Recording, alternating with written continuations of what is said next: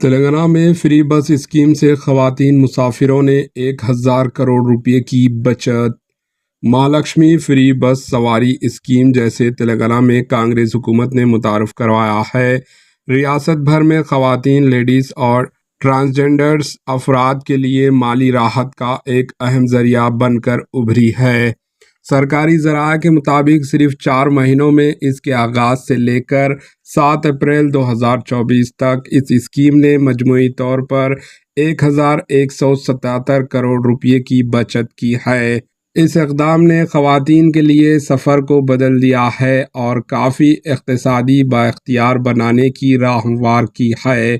Mahalakshmi scheme کے تحت تلنگانہ میں مقیم لڑکیاں، خواتین اور ٹرانسجینڈر افراد TSRTC بسوں میں فری سفر کر سکتے ہیں۔ 9 دسمبر 2023 کو شروع کی گئی اس اسکیم میں TSRTC بسوں کے استعمال میں اضافہ دیکھنے میں آیا۔ ابتدائی طور پر تقریباً 14 لاکھ خواتین نے روزانہ فری سفر سہولت حاصل کی، جس میں مسلسل اضافہ ہوا۔ اوسطاً 29,77,000 خواتین روزانہ بس کے ذریعے سفر کرتی ہے۔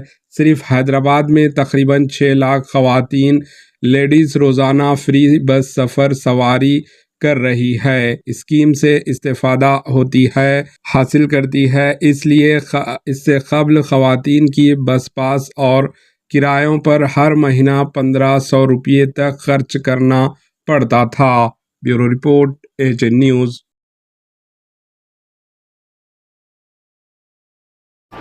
AHN نیوز کو لائک کریں، شیئر کریں اور سبسکرائب کرنا نہ بھولیں۔